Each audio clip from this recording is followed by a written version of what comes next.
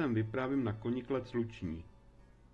Spatřuji zde třezalku, diviznu,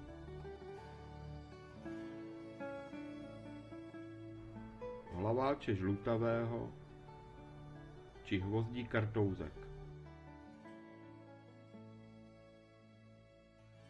Konečně se dostávám až na vrchol Lovoše. Již v roce 1892 zde byla otevřena turistická chata. Roku 1918 ji však Vandalové poničili a spálili. Nová chata byla postavená roku 1924 knížetem Johannem Schwanzenbergem. Pak opět schátrala, částečně byla obnovená až roku 1981 a slouží dodnes.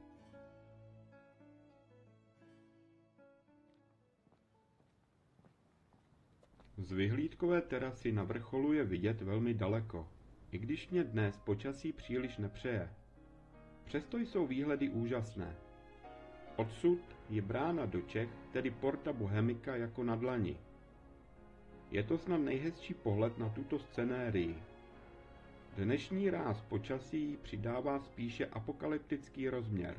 A to je na tomto hezké. Zkrátka každý den, každou minutou se vše neustále mění. Jak by řekl Goethe, duše rve spout hmoty křídla svá.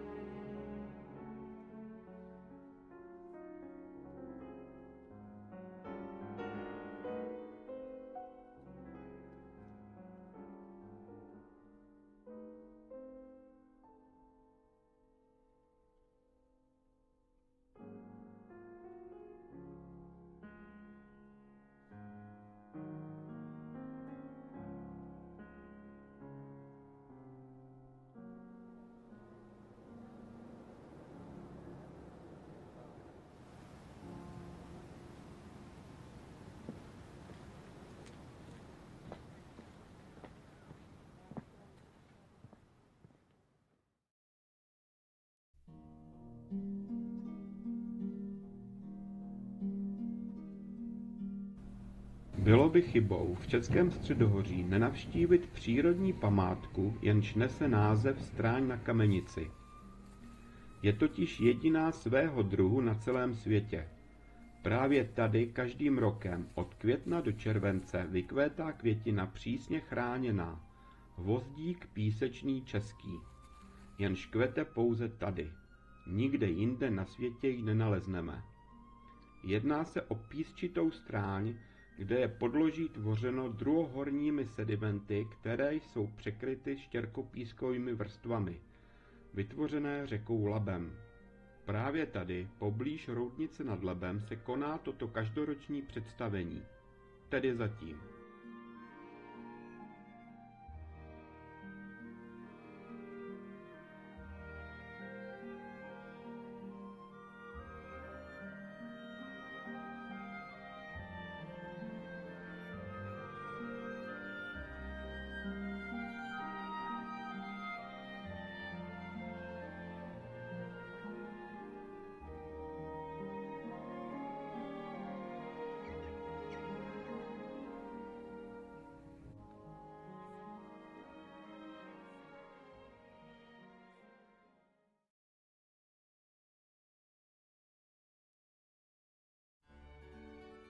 Ačkoliv hrad Trosky nemá nic společného s Českým středohořím, je to dominanta Českého ráje a patří tedy do oblasti Jičínska.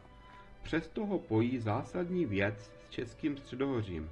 Byl totiž vybudován na sopce, tedy přímo na 2 sopkách, a rovněž tak si ho oblíbil jako Milešovku Alexandr Humboldt.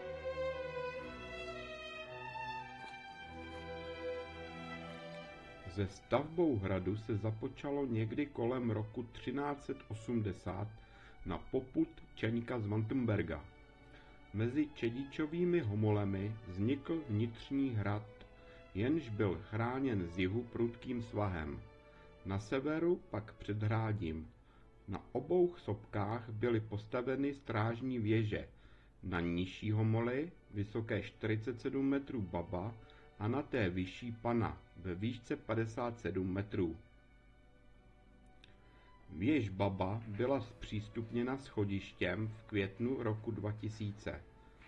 Z ní jsou překrásné rozhledy po kraji. Právě tohle místo si velice oblíbil již zmíněný slavný cestovatel a přírodovědec Alexandr Humboldt, jenž jej označil jako 8. div světa.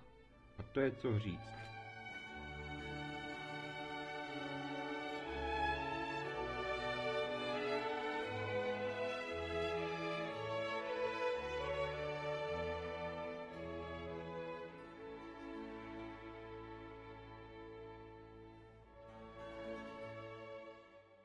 Pana je o 10 metrů vyšší než Baba, kde momentálně stojím, ale je bohužel nepřístupná.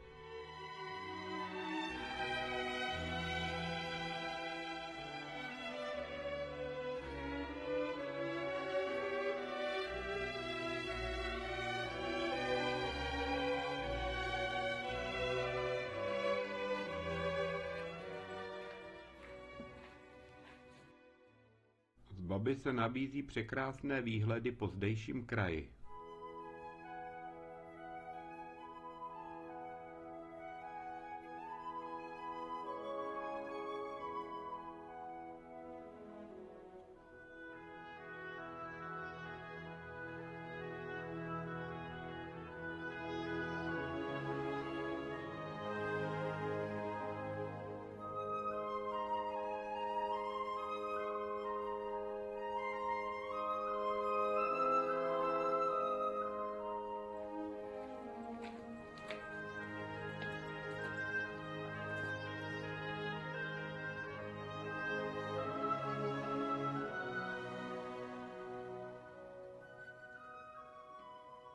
Pod Panou je přístupná další vyhlídka Arentálská. Není tak vysoká, ale i z ní se nabízí úchvatná podívaná.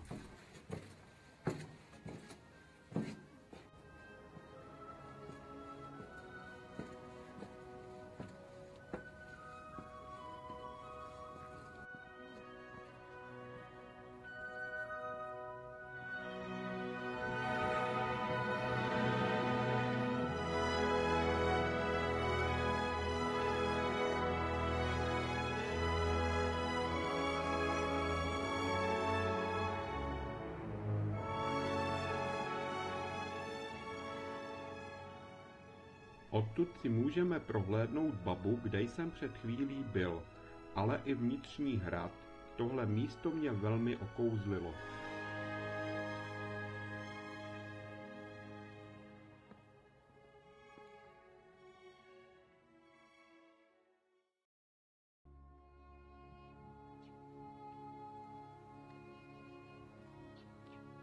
Na poslední sopku, tedy Čedičovou horu, chcete-li, se vydávám z vesnice Vraškov. Tohle místo jsem si nechal záměrně nakonec. Jedná se totiž o Říp, naší nejvýznamnější památku. Tady prý stanul praotec Čech, aby zde už zůstal natrvalo se svým národem. Sem se Češi vydávají znovu a znovu, aby nasáli atmosféru let dávno minulých a nalezli tady svoje kořeny. Na samém vrcholu můžeme navštívit rotundu svatého Jiří, postavenou v roce 1126. Předtím zde stával starý dřevěný kostel. Rotunda byla zbudována na počest vítězné bitvy knížete Soběslava I. nad německým králem Lotharem.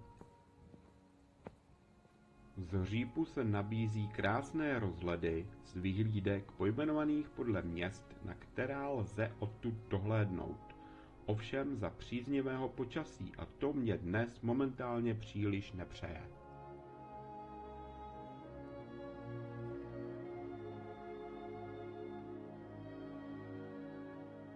Abych se ještě vrátil k pralci Čechovi, ona pravda je někde jinde.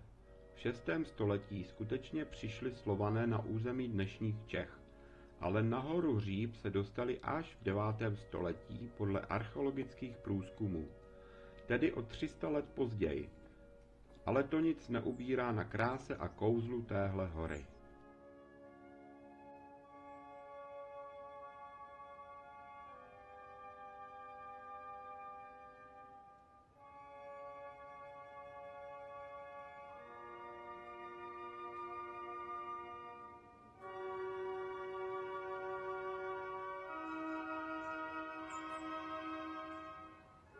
Je září a je po sezóně, většina květin je již odkvetlá, nicméně krásný hvozdík kartouzek na stráni ještě neřekl poslední slovo.